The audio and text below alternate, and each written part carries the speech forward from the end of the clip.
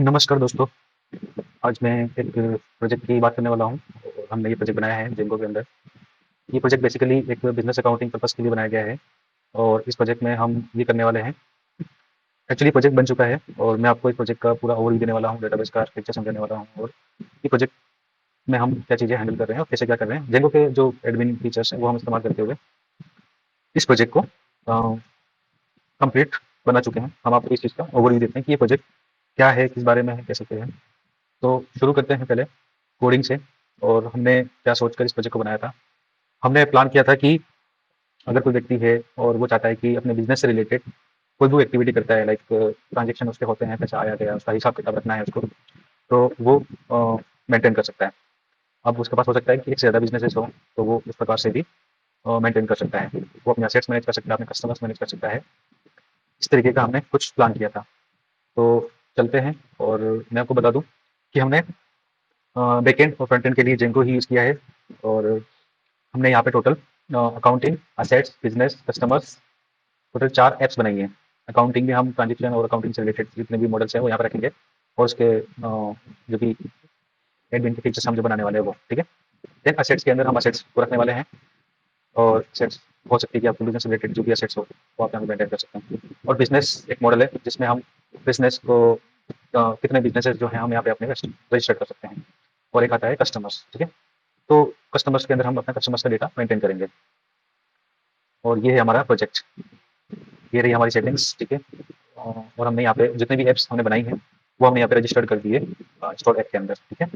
और हमने कुछ इंटरफेस के लिए कुछ सेटिंग्स यूज़ की, जैसे कलर फील्ड और एडमिन इंटरफेस, ताकि हमारा थोड़ा एडमिन जो है थोड़ा अट्रैक्टिव नज़र आए। बाकी हम फिलहाल के लिए डेटाबेस जो है एसक्यूएलाइट ही यूज़ कर रहे हैं। आप चाहो तो अपना डेटाबेस चेंज कर सकते हो, कोई इश्यू नहीं है ना? और ये कुछ सेटिंग्स हैं स्टैटिक्स की और उसकी। बाकी हमने इसके अलावा कुछ खास यूज़ नहीं किया है ना। ये सिंपल ट्रांज़ैक्शन रिकॉर्ड करने के लिए और उस पर्पज़ के लिए बनाया गया है। तो सबसे पहले आ जाते हैं यूआरएल्स पे। आप देख सकते हैं हमने यहाँ पे सिर्फ एक ही यूआरएल रखा है /admin और आप वहीं से एक्सेस कर सकते हो। तो हम पहले इसको बंद कर देते हैं, ठीक है? वेबसाइट का एडमिन पार्ट पूरा यहाँ पे हैंडल होगा। इसके अलावा सेटिंग्स आपको दिखा दिए यूआरएल्स ये रहा। अब आते हैं कि हम अपने बिज़नेसेस का सबसे पहले देख लेते हैं कि हम क्या करते हैं बिज़नेसेस के अंदर, क्या मॉडल हमने बनाया है। एक बेसिक सा मॉडल बनाया है, उसका नाम रख दिया बिज़नेस मॉडल। एंड हम कुछ इन्फॉर्मेशन जो है कोई भी बिज़नेस होता है तो उसकी एक स्पेसिफिक बिज़नेस इन्फॉर्मेशन जो है हम रख लेते हैं, जैसे किस नाम से बिज़नेस है और क्या डिटेल है उसमें, मतलब किस टाइप का बिज़नेस आप करते हैं, क्या है, एस्टैब्लिश कब हुआ था, एस्टैब्लिश डेट डाल सकते हो, ठीक है?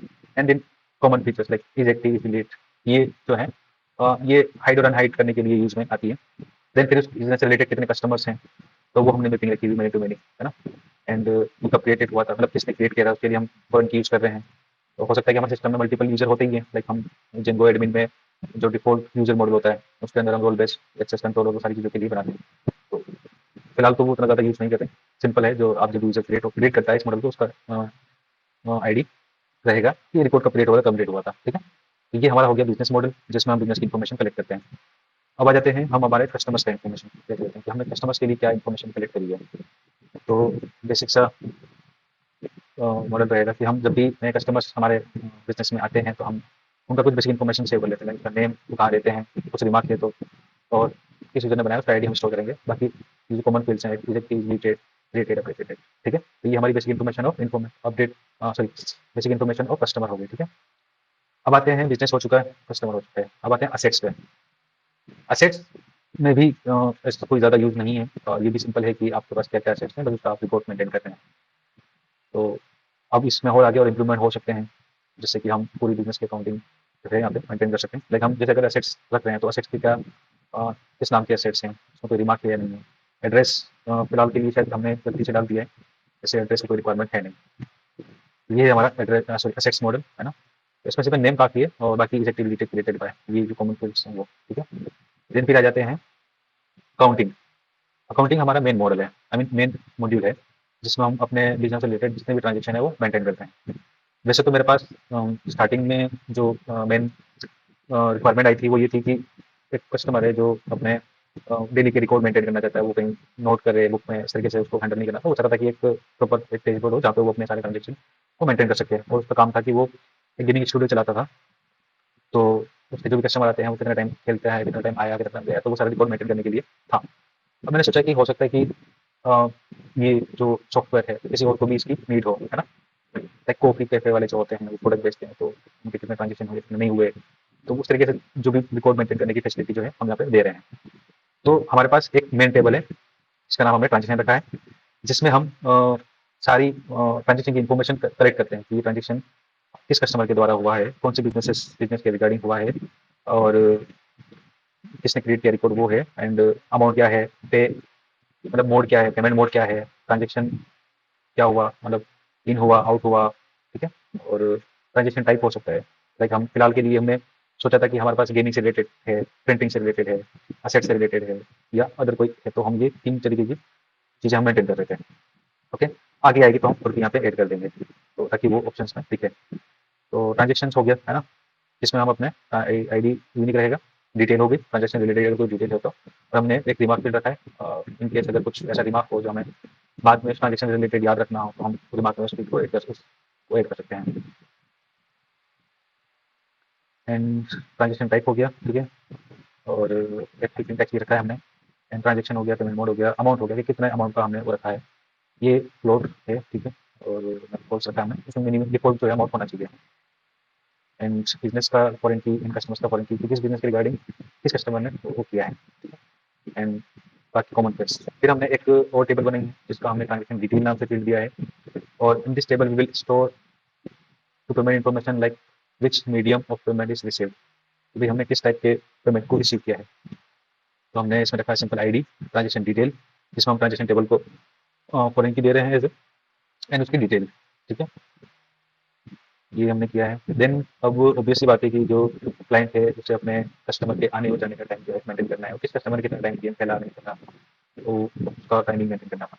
तो हमने एक टेबल बना दी है, और ट्रांज़ैक्शन टाइमिंग जो है, आई मीन ये हमने फॉरेन की रखा हुआ है, ठीक है? और हम देख रहे हैं कि इसमें फिर स्टार्ट टाइम क्या है, एंड टाइम क्या है। और अब ऑब्वियस है कि कोई बिज़नेस है और मतलब कोई ट्रांज़ैक्शन हुआ है ₹100 का, ₹50 का, अब वो किसी गेम के रिगार्डिंग हुआ है, तो उसमें क्या क्या टाइमिंग रहेगी, तो वो हम उसके लिए हमने फॉरेन की डाल दी है, ताकि हम उसका डेट और टाइम निकाल के देख सकें। एंड ड्यूरेशन, और हमने कुछ और फील्ड बनाने की सोची थी, ताकि कितना टाइम का वो कैलकुलेशन किया जा सके। स्टार्ट डेट और एंड टाइम होता है यहाँ पे, और बाकी कॉमन फील्ड है स्टार्ट, अपडेटेड और वो ड्यूरेशन हम फिलहाल वैसे तो कैलकुलेट कर रहे हैं इसमें। सिंपल यहाँ पे वो टाइमिंग लिखा गया है। टाइमिंग हम एक ये सेल्फ टेक्स्ट है, हम रिटर्न भेज रहे हैं इसको, ताकि जब हम टाइमिंग शो करेंगे तो हम देख सकते। तो प्रोजेक्ट की रिक्वायरमेंट ये रही, ठीक है? कुछ ज़्यादा यूज़ नहीं किया इसमें हमने, जिनको फिल्टर है और को, और ये वो चीज़ें हैं। तो हम आ जाते हैं अब इस प्रोजेक्ट को रन करने के लिए, ठीक है? टर्मिनल शायद हमारा खुला होना चाहिए था। हाँ, ठीक है। प्रोजेक्ट हमने रन कर लिया है, और हो सके तो हम आपके सामने फिर से रन कर देते हैं। हमने वर्चुअल एनवायरनमेंट यूज़ किया है to run this, to work on this project, ताकि हम मल्टीपल प्रोजेक्ट्स में डिफरेंट जो रिक्वायरमेंट्स होती है उसको फुलफिल कर सकें।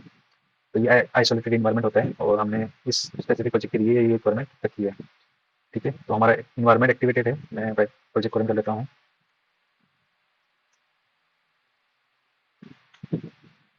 ठीक है? तो हमारा प्रोजेक्ट जो है रन हो चुका है।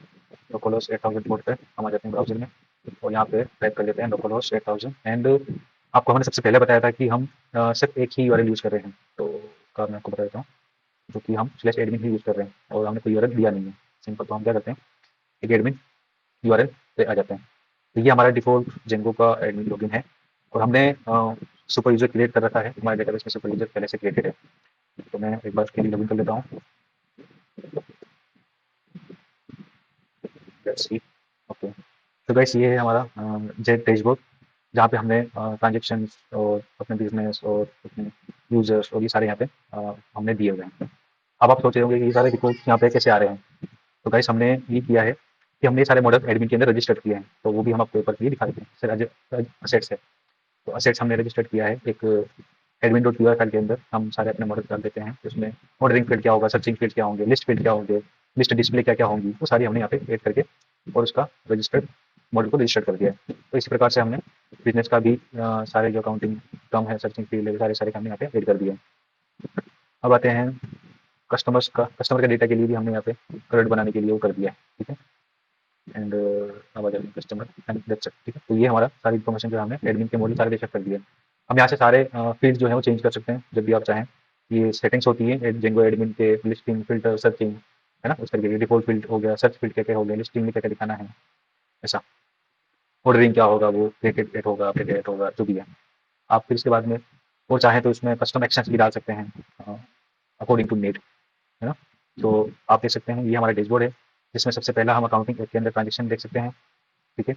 और ये इसका टेबल है, ठीक है? यहाँ पे सिंपल एक्शन दिया हुआ डिलीट सिलेक्टेड, ठीक है? ये एक्शन है और हमारे पास अभी यहाँ पे 4 ट्रांजेक्शन हो रखे हैं, जिसमें हमने ये सारा रिकॉर्ड करके रखा हुआ है फेच। कुछ इन्फॉर्मेशन है जो हमें शायद दिख करने की जरूरत नहीं है, बट हमने फिर भी डाला हुआ है। और फिल्टर्स के लिए हमने जो डाले थे वो सारे रिकॉर्ड यहाँ पे आ रहे हैं और फिल्टर सारे वर्किंग भी है। लाइक मेरे को सिर्फ ऑनलाइन ट्रांजेक्शन देखना है और यहाँ पे सिर्फ 4 ट्रांजेक्शन है ऑनलाइन के। तो मैं देख लेता हूँ कि ट्रांजेक्शन बाय ट्रांजेक्शन, तो मेरे को 3 वाले चाहिए। तो आप देख सकते हैं आपके पास 3 के ट्रांजेक्शन आ गए। सिर्फ आउट चाहिए आपको, तो आउट एक ट्रांजेक्शन आ गया, है ना? और मुझे चाहिए कि इन ट्रांजेक्शन तो कर देता हूँ मैं, सारे इन ट्रांजेक्शन हो गए। देन ट्रांजेक्शन टाइप मेरे को सिर्फ प्रिंटिंग वाला चाहिए, तो प्रिंटिंग के लिए तो यहाँ पे कुछ भी नहीं है, असेट्स के लिए कुछ भी नहीं है, गेमिंग के लिए हाँ, तीनों गेमिंग के लिए है, ठीक है? एंड जिसका कस्टमर है वो वीर है, ठीक है? 2 कस्टमर यहाँ पे वीर है और एक राहुल है। तो मैं क्या करता हूँ, बाय कस्टमर से इसको फिल्टर कर लेता हूँ। मुझे राहुल वीर का चाहिए, तो मेरे पास वीर के ट्रांजेक्शन आ गए। तो हमारे पास यहाँ पे टोटल 1, 2, 3 फिल्टर्स लग चुके हैं और आप देख सकते हैं सारे, ठीक है? और ये हमारा बिजनेस नेम रजिस्टर्ड है, एक बिजनेस है तो उसका नाम हाइपर एनोनम गेमिंग करके है, ठीक है? तो ये हमने फिल्टर यहाँ पे बिजनेस के नाम से फिल्टर लगा सकते हैं। अभी फिलहाल हमारे पास कम रिकॉर्ड है तो ये इस हिसाब से रिकॉर्ड हमारे पास फिल्टर होगा। आप देख सकते हैं ट्रांजेक्शन रिकॉर्ड फिल्टर काम करता है। अब मुझे सर्च करना है, अगर मुझे बहुत ज़्यादा रिकॉर्ड है उसमें से सर्च करना है तो मैं यहाँ से सर्च भी कर सकता हूँ। तो आप देख सकते हैं हम कि हमने कस्टमर्स के अंदर सर्च फील्ड में क्या दिया हुआ है, नेम डाल सकते हैं, एड्रेस और दिमाग। तो मेरे को सर्च करना है राहुल, ठीक है? मैंने सर्च किया तो यहाँ पे नहीं आ रहा है, ठीक है? Okay, no issue. राहुल नाम से नहीं आ रहा है, कोई बात नहीं, हो सकता है कोई वेरी में इशू होगा इस वजह से। कस्टमर नेम जो है फॉरेन की है, तो हो सकता है कि वो फॉरेन की को फेच नहीं कर पा रहा है। तो हम नेम एड्रेस से कर सकते हैं। अब एड्रेस किस चीज़ का एड्रेस है ना? तो यहाँ पे एड्रेस की फील्ड नहीं है ये।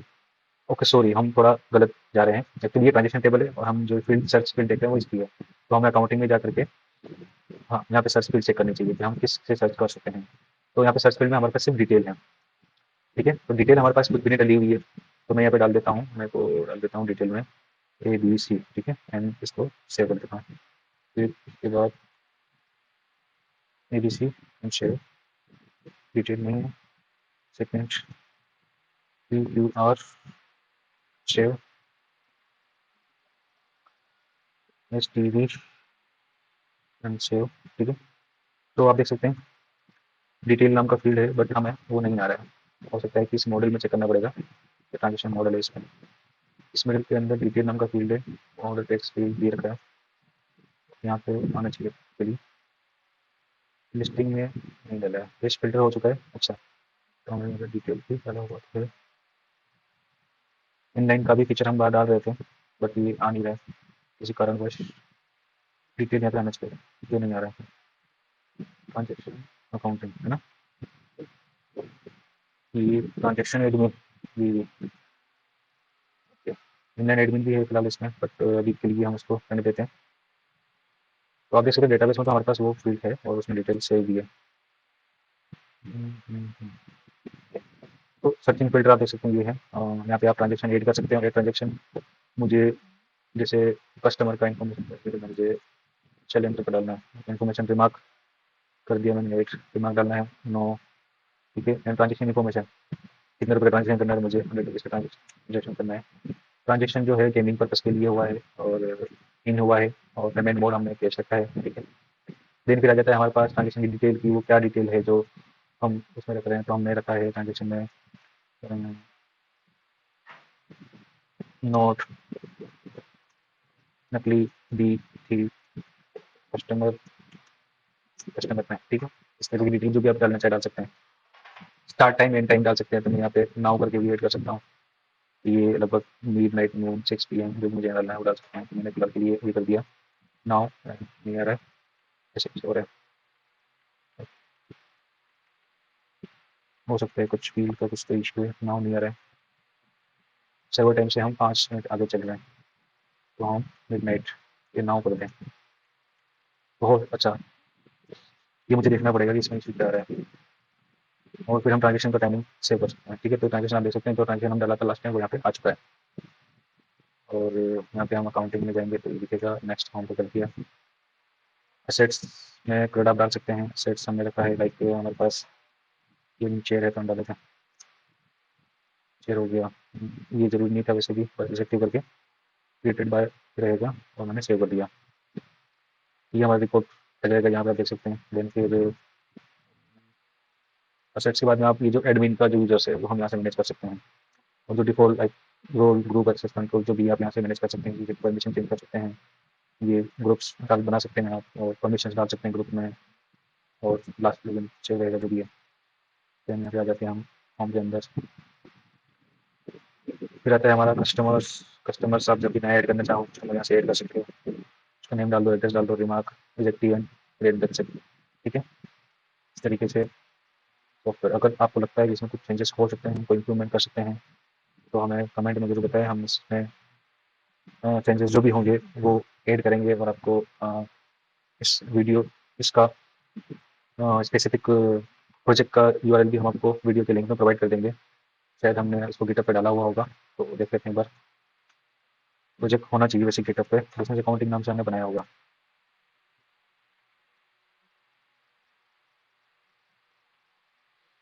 यस, बिजनेस अकाउंटिंग नाम से है, और ये प्राइवेट है, मैं इसको पब्लिक कर दूंगा, ताकि अगर आपको इसे इस्तेमाल करना है तो आप इसे यूज़ कर सकते हैं, और इसमें मॉडिफिकेशन चाहिए, कुछ भी चाहिए तो आप अपने अकॉर्डिंग चेंजेस कर सकते हैं।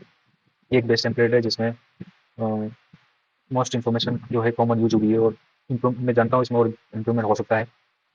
अगर हम इसमें और चेंजेस करते हैं तो हम इसको रिपोजिटरी में अपडेट करते रहेंगे। हमारी जो इसकी लेटेस्ट अपडेटेड जो ब्रांच है वो हमारी मेन ब्रांच है, जिसमें से सारा कोड लिखा हुआ है। ठीक है, तो ये 2 साल पहले हमने क्रिएट किया था। तो that's it guys, and thank you for watching our video, and don't forget to like, comment, share and subscribe. अगर आपको इस तरीके की वीडियो पसंद हो, और आप चाहते हैं कि हम आपके लिए कोई प्रोजेक्ट बनाएं और जिससे आपकी लर्निंग हो, तो हम आपको इसी तरीके के प्रोजेक्ट्स बना के दे सकते हैं, और जिससे आप सीख सकें। और ये मेनली जो स्टूडेंट्स होते हैं, कॉलेज स्टूडेंट्स, उन लोगों के लिए ज़्यादा अच्छा होता है, ताकि वो इस तरीके के छोटे-छोटे प्रोजेक्ट्स बनाएँ और सीखें, और सीख करके अपने करियर में, अपने पोर्टफोलियो में इस चीज़ को ऐड करें, है ना? तो मिलते हैं अगले वीडियो में, तब तक के लिए good bye. Thanks for watching.